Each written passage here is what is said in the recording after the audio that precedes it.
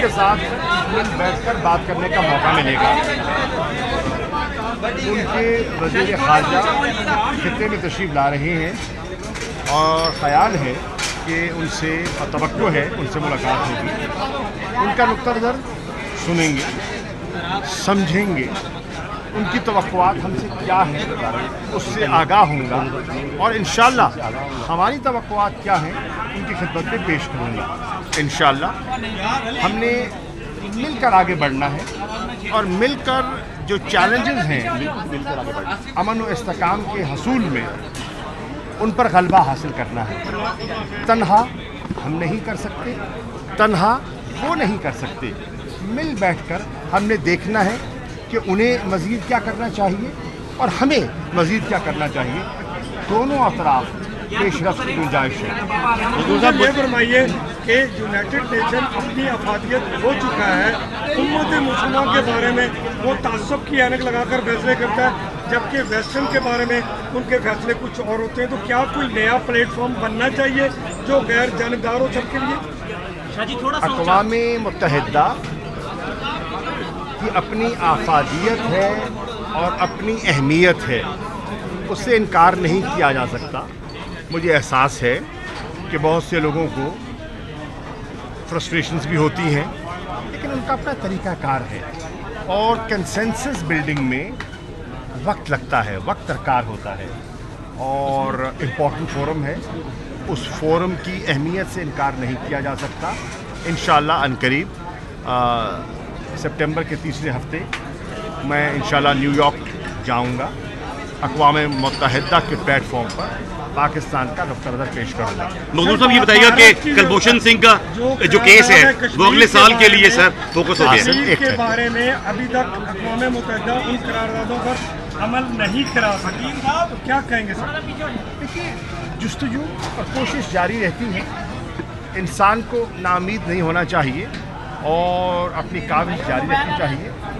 दुनिया के जो मसाइल होते हैं और बैनुल-अक़वामी मसाइल जो होते हैं वो पेचीदा होते हैं और उनकी पेचीदगी को समझते हुए आपने तसलसल से अपना नुक्ता नज़र जो है वो हैमर करना होता है। और फिर हालात बदलते रहते हैं, हालात यकसा नहीं रहते और जब हालात बदलते हैं तो नए रास्ते भी निकल आते हैं। मखदूम साहब ये बताइएगा कि कुलभूषण का जो केस है वो आलमी अदालत में अगले साल फोकस हो रहा है, इसके बारे में बताएंगे हुकूमत पाकिस्तान इसको किस तरह से लेगी? हालांकि जो नवाज शरीफ जो गवर्नमेंट है उसने इस केस को बुरी तरह से उसमें वो नाकाम नजर आए। हम कोशिश करेंगे कि पाकिस्तान का नुक्ता नज़र है वो इंटरनेशनल कोर्ट ऑफ जस्टिस में हम मौसर तरीके से पेश करें।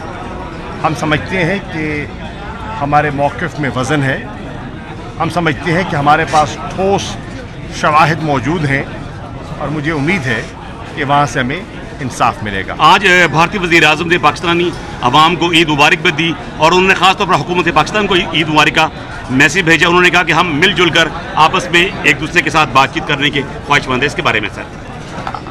उस मुबारकबाद पर और उस खैर सगाली पर मैं उनका शुक्रिया अदा करता हूँ।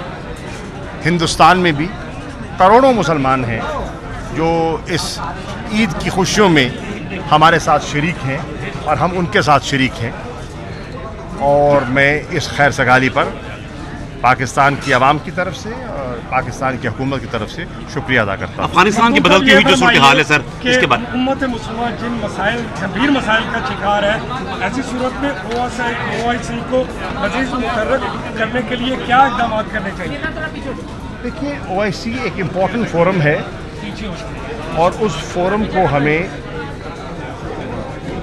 ऐसे इश्यूज़ पर जो उम्मत मुसलमा के हैं, उम्मा के हैं, उसे फ़ाल तरीके से इस्तेमाल करना चाहिए। मिसाल के तौर पर जैसे कि गुस्ताखाना खाके हैं, उस मैं समझता हूँ उनके मुसलमानों के जज्बात उजागर करने के लिए उससे बेहतर फोरम कोई ना है और इंशाअल्लाह हम इसी फोरम पर इस इशू को उठाएंगे और मुसलमानों के जज्बात से दुनिया को आगाह करेंगे। मखदूम साहब ये बताइएगा कि अफगानिस्तान के बगैर पाकिस्तान में अमन तकरीबन नामुमकिन है। आप ये बताएं कि अफगानिस्तान में ये अमन सुकून के लिए عالمی برادری کو کیا کردار ادا کرنا چاہیے؟ عالمی برادری خواہاں ہے کہ افغانستان میں امن ہو، استحکام ہو. افغانستان کے لوگوں نے بھی بے پناہ قربانی دی ہے، پاکستان کے لوگوں نے بھی بے پناہ قربانی دی ہے، اور پاکستان اور افغانستان نے مل بیٹھ کر اپنے چیلنجز پر غور کیا ہے اور ایک راستہ، ایک میکنزم تلاش کیا ہے. اس کے 5 ٹریکس ہیں. ان ٹریکس پر چلتے ہوئے انشاءاللہ ہم کوشش کریں گے باہمی احترام کے رشتے کو ملوز خاطر رکھتے ہوئے پیش رفت کریں.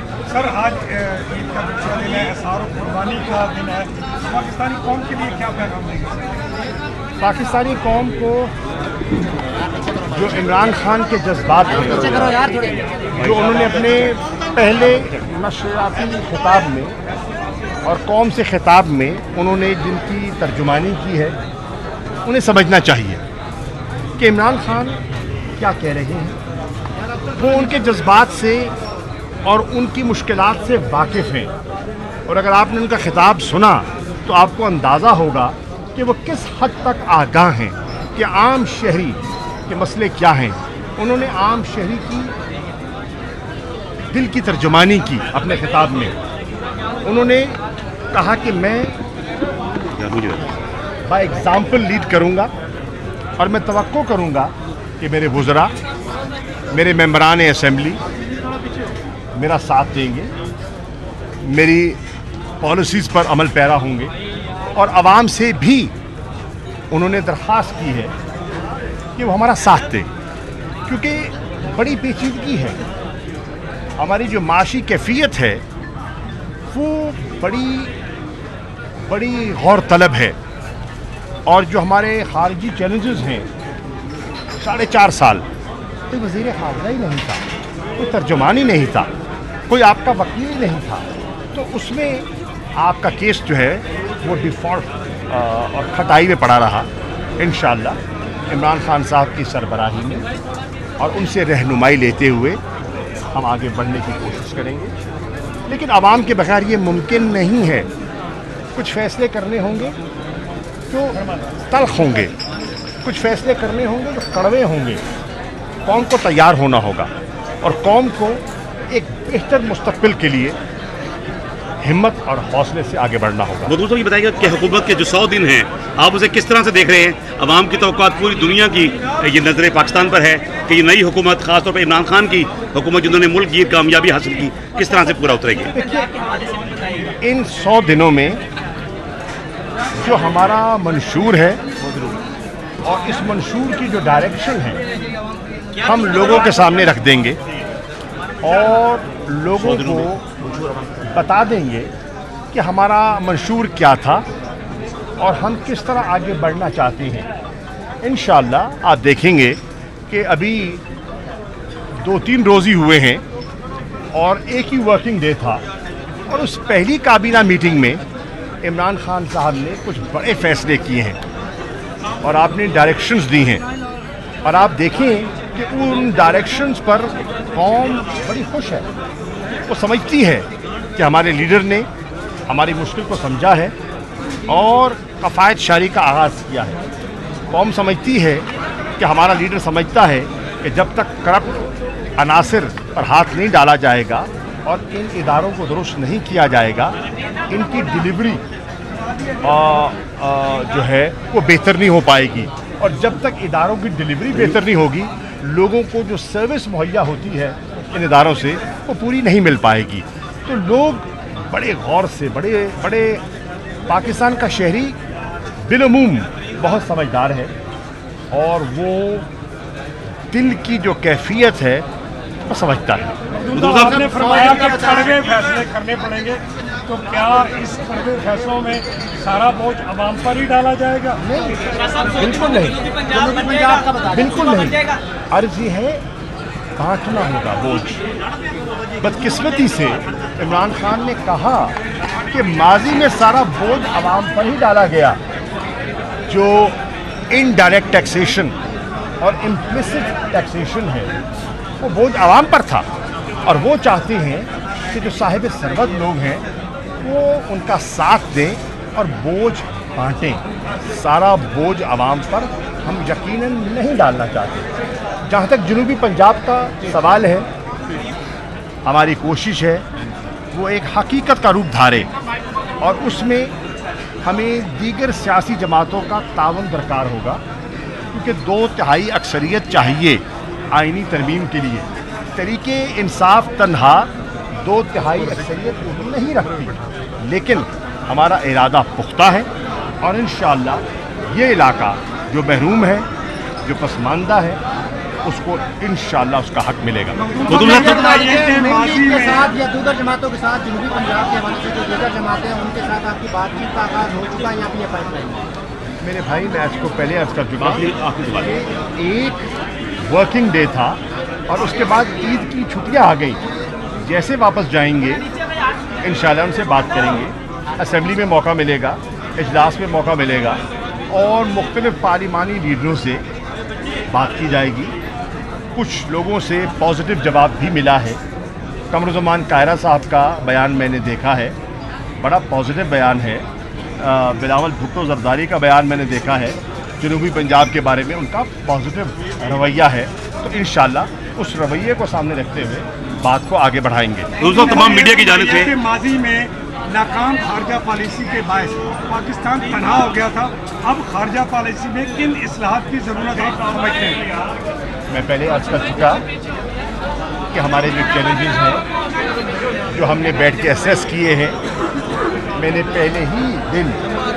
پہلی ہی نشست میں فورن سیکرٹری تہمینہ جنجوعہ سے نہ صرف بریفنگ لی بلکہ ان سے ڈسکس کیا کہ کل عمران خان صاحب جب تشریف لائیں گے دفتر خارجہ تو ہم نے ان کے سامنے کون سے ایشوز رکھنے ہیں وہ ہم ان کے سامنے رکھیں گے اور پھر ان سے رہنمائی حاصل کریں گے. حضور صاحب، میڈیا کی جانب سے آپ کو سب کو عید مبارک. اللہ تعالیٰ آپ کا حامی ناصر ہو. اللہ تعالیٰ ملک کو ترقی عطا فرمائے. میں آپ کا بالخصوص ملتان کے میڈیا کا بے حد مشکور ہوں.